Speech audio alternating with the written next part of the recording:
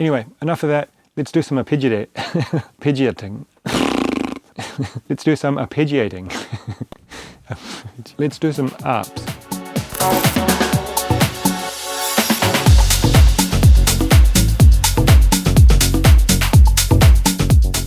Hey guys, Dilby here. Welcome back to the channel. Today what we're going to talk about are some advanced arpeggiator techniques. These are some cool tricks that I've picked up over the years that do some really unique and interesting things. The concept behind this is to kind of advance our creativity by letting the computer do some of the work for us. This is going to allow us to come up with patterns, sounds and variations that we wouldn't usually come up with by ourselves. I love this kind of thing because I find it really inspiring. It kind of like pushes your creative boundaries and helps you to develop aspects of your track that you wouldn't have otherwise thought of. As always, the project file and all of the samples and presets and everything are available now on Patreon. So if you're a member on Patreon, then jump over there now and grab the project. If you're not, then jump over and have a look. Maybe think about joining. Patreon's an amazing platform to help support creators. So if you get something from the channel and you want to give something back, this is probably the best way to do it. Anyway, enough of that. Let's do some arpeggiating. Alright guys, here we are inside Ableton, and I've put together a little groove to kind of demonstrate some of these arpeggio techniques that I want to show you. Let's have a wee listen.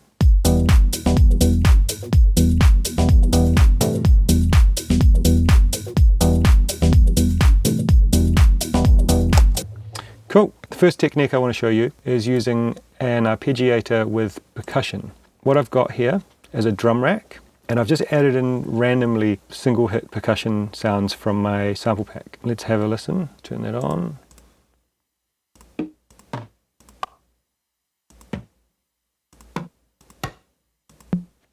Alright, just random percussion sounds. Then what I've got is this MIDI clip, which has got the first 4 percussion sounds. And I've got notes going the full length of the 1-bar MIDI clip. So what that's going to do is tell the arpeggiator to trigger a sequence using those notes, which translates to these first 4 percussion sounds. So let's have a listen to what that sounds like. So it's not going to play these 3 at the top. It's a bit rough, a bit predictable, not really rhythmic, but the computer is making sounds for us. We can adjust the rate of the arpeggiator, which is going to affect how frequently it triggers.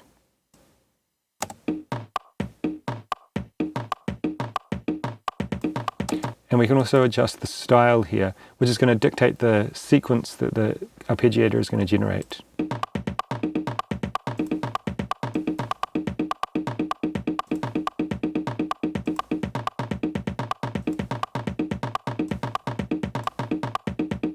So as you can see, we can start to kind of influence it a bit about what's going to play or how it's going to play, but it's still pretty random. So what we want there, to me that seems just a bit too hectic to actually put in your track. Like, let's have a listen to it.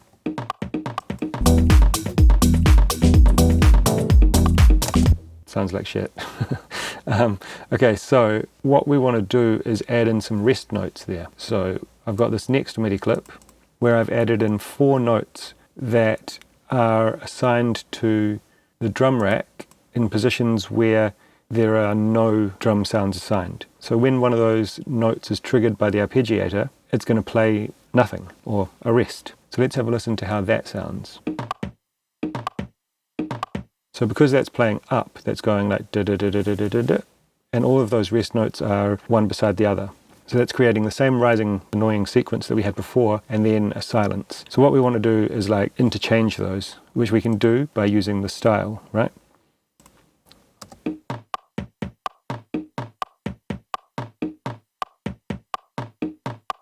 So you can see now we're getting something that we could probably use in the track.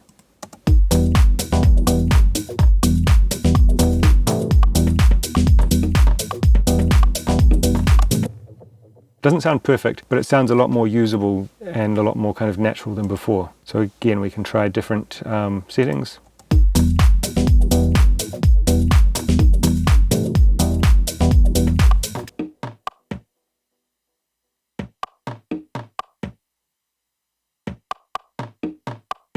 So that one's starting to sound quite cool. The next one is where we really kind of come alive with this. So what I've done is I've taken these first 4 notes that are our main percussion sounds and kind of slightly adjusted them so they're not playing all the time. They're not all triggering the arp. the rest notes are all hitting the ARP, and then I've added in these next three in some kind of just random positions. So this is feeding information to the ARP in a much more complex way. But again, keeping in mind, this is all totally random. You know, I haven't kind of, I just threw these notes in here. So let's have a listen now.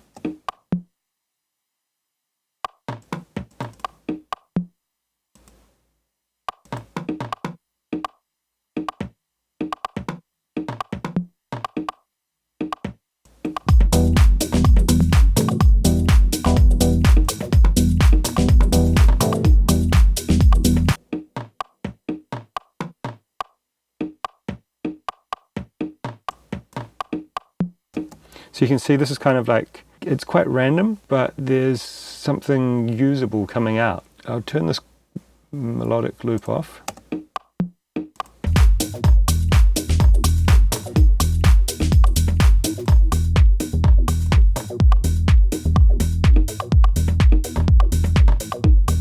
So it's not perfect, but that's something that you could almost use in your track, right? So the next thing I want to do is add in a beat repeat. So let's take a listen to this.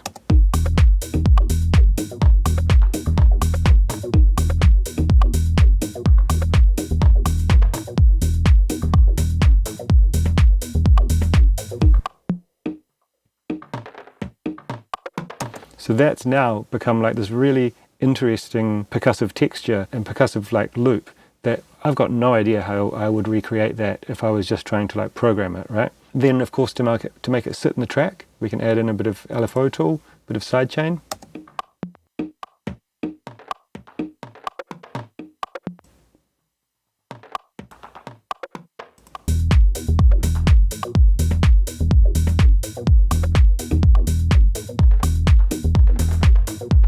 So I mean, that just already sounds so unique and so interesting, and it's like done totally for you essentially. All you've got to do is kind of try a bunch of random different things. Then you can go through, add in different percussion sounds, do whatever, you know, swap out. Let's try some different presets here.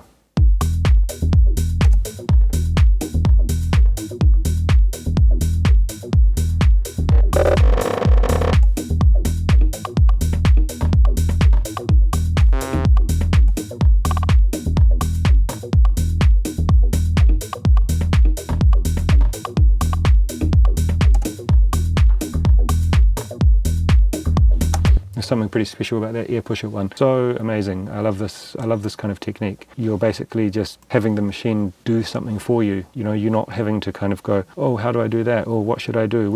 How should I play this note, right? It's just coming up with things for you. So make sure you use them. Okay, so the next one I want to show you is basically we're using the same beat.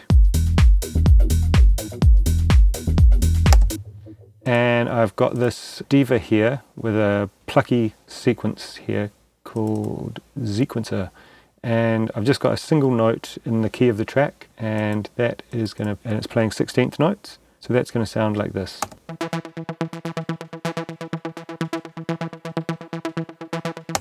I've got a little bit of random velocity and an LFO tool to duck it to the kick, which gives it also a bit more groove, right?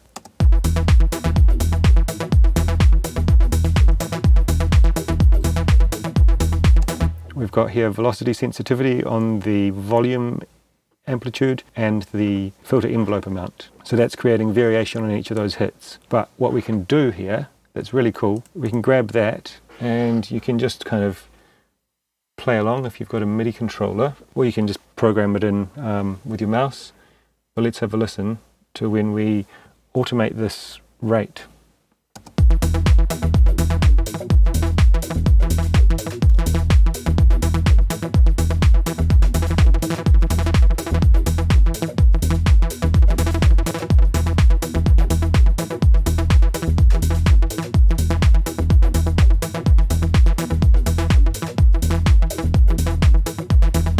So you can see how that could be used to great effect to kind of create some tension and release in the track, right? So what I'm going to do, we're going to have it playing the 16th. Then here I'm going to bring it to the 12th, and then here to, I'll keep it at the 12th. This one I'm gonna, at this end I'm going to go here, 12th, and then here take it to an 8th. So it's slowing down, and normally you'd kind of think of like a snare roll or something, things getting faster and more intense to create tension. But this is creating tension by kind of making it feel a little bit awkward. Then when it returns to the 16th note, it feels more settled and more like it should. To accentuate this, what I'm going to do is add a bit of reverb to build it up.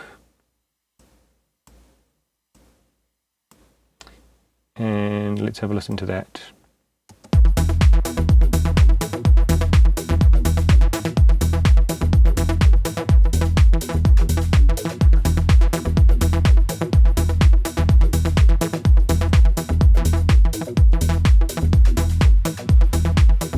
So if you kind of combine that with like taking the kick out or something,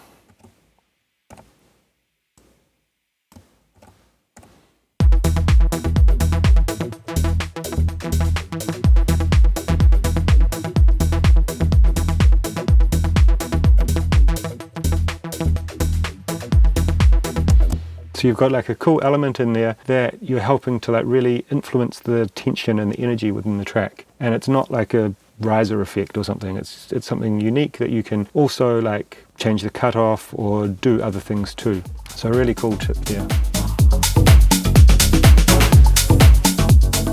All right, for this next one, what we're going to do is we're going to take the chords that I've got playing,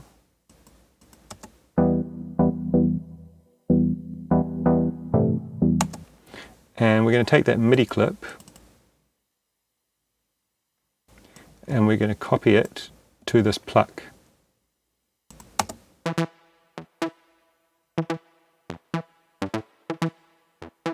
So when they play together,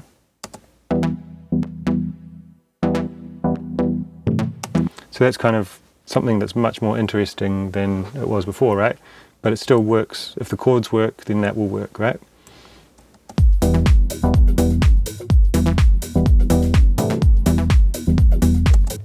What we can do is now kind of take it a few steps further. So let's put that up an octave.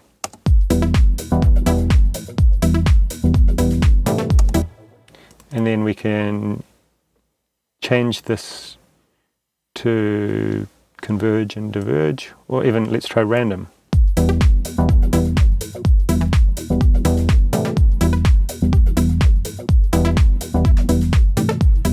So that's really cool. It's working great. Now, other ideas, we could take some of these and just move them around. Well, let's try moving the start point, right? So we'll move that off.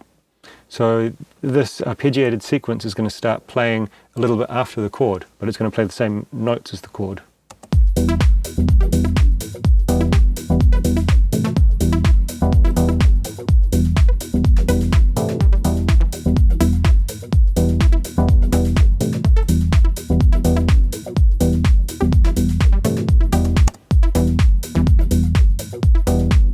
So you can see how they work together so well because they're based on the same thing, right? But it sounds kind of different and unique. So it's not something that you'd want to use all the time. You could maybe have it only happening on some of these hits.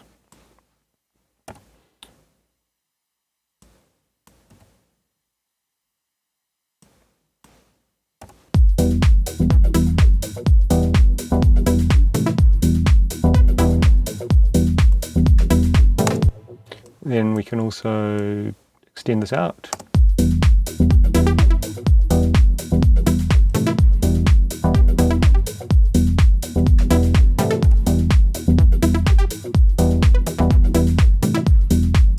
Then you've got like a totally new element that took you basically no time at all. You just used the information that was already there from another element in the track, and you've got something that just works with the rest of the track, right? I love that kind of thing, I really love it. Okay, for this next one, we've got a marimba sound, which is just playing here, a simple triad.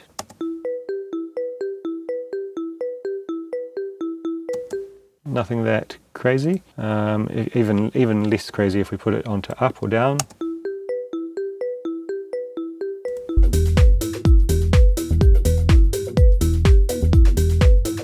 Chuck a bit of LFO tool on.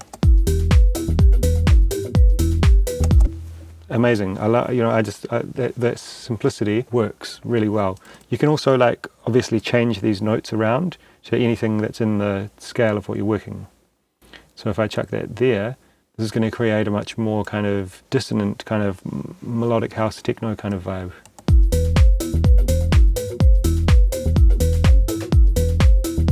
Kind of a bit more mysterious, a bit more spooky, right? Let's just keep a simple triad for now. And okay, now I want to add in a track to record the MIDI and the audio. First, we'll just grab the MIDI. All right, so I've got this channel set up here. This MIDI channel here, I'm going to put input to Marimba and going to put that to Bright Marimba Post Effects. So that is now capturing the MIDI from here, and it's post effects, which means that it's after the arpeggiator. So that's just going to record the MIDI that's being generated by the arpeggiator into here. So let's have a listen. Well, let's just record it.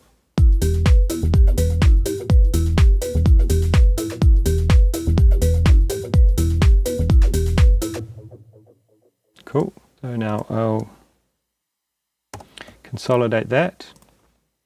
And on this track, I've got the same marimba. So we'll turn that first one off. And what we can do now is we've got this repetitive pattern, right? But we can now just kind of mess around with some of the notes. So let's go.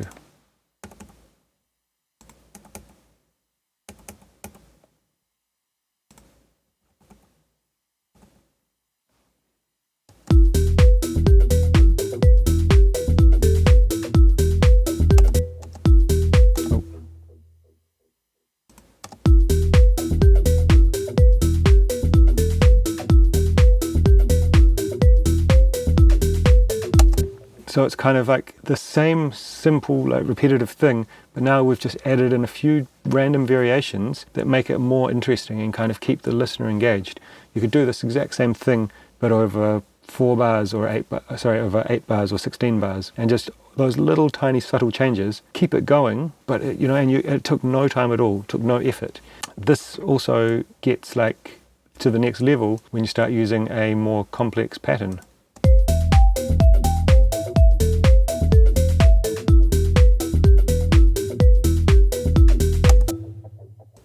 So we can record that.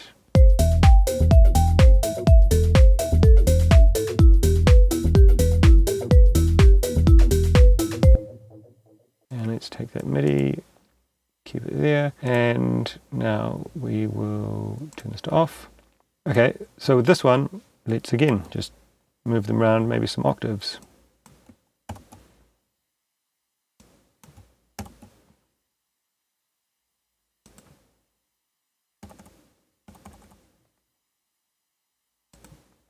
Now we're just messing around. There's no guarantee that this is going to sound good, but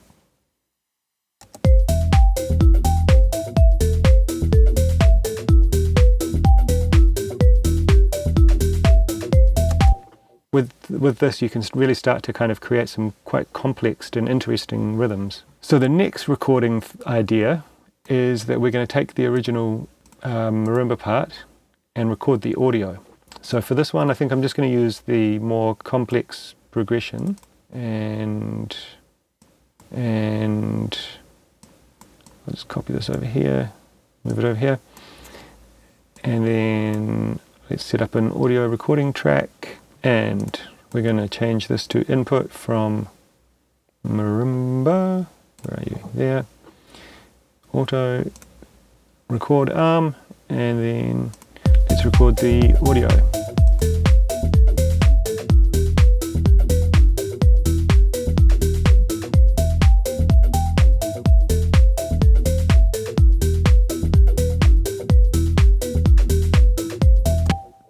All right. So I'll turn off this marimba, turn that down by 5 decibels, and increase that by 5. No, let's do 10. so we can just see it a bit better. Let's do 15. And let's do that minus 15, so we've still got the same volume. Okay, so what we can do here is use the pencil tool on the volume. We'll drag everything down, so nothing's going to be playing.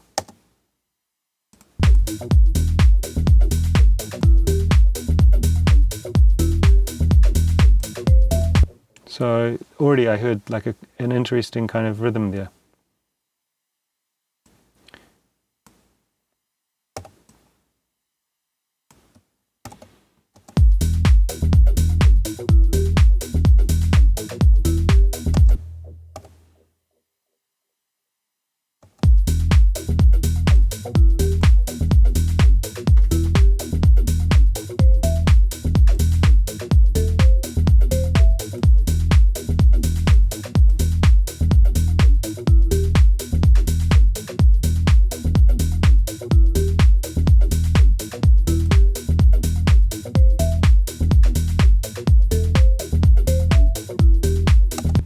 So you can kind of see there, like, it's just getting random. You would never have kind of sequenced those notes in that way. What we can do is also add in some effects, right?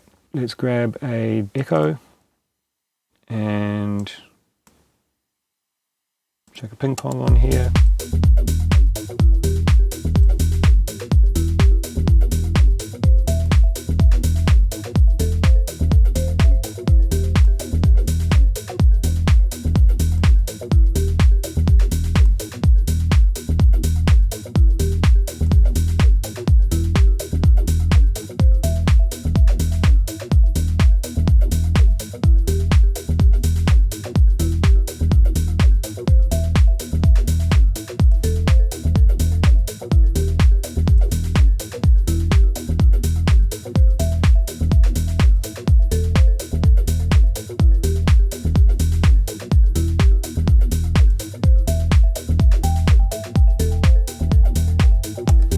So, you know, just already there, we're kind of creating this like really interesting melodic element for the track that I wouldn't have come up with.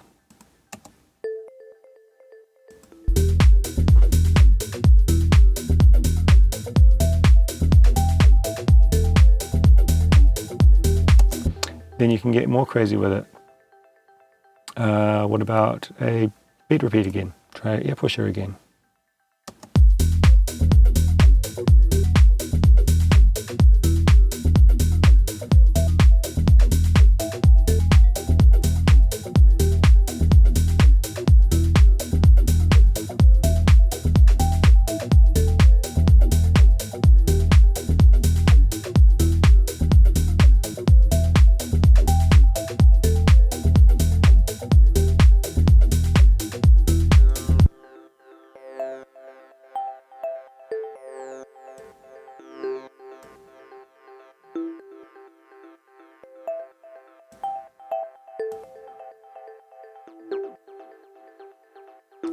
Oh, nice.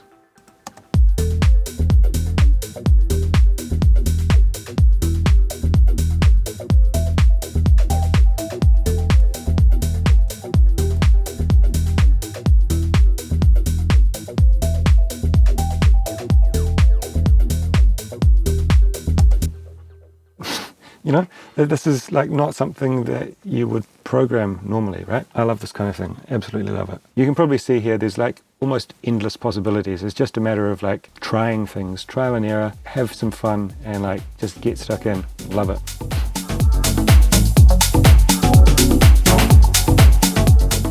Alright guys, I hope you enjoyed that. This was a really fun one for me. I really enjoy these techniques of pushing yourself creatively and kind of stepping outside of the boundaries of what you might originally kind of think of and conceive.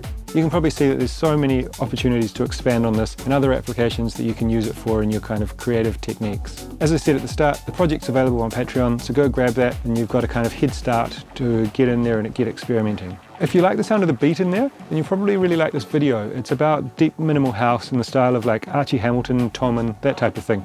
Check it out. Anyway, that's it from me today. We'll catch you next time. Peace.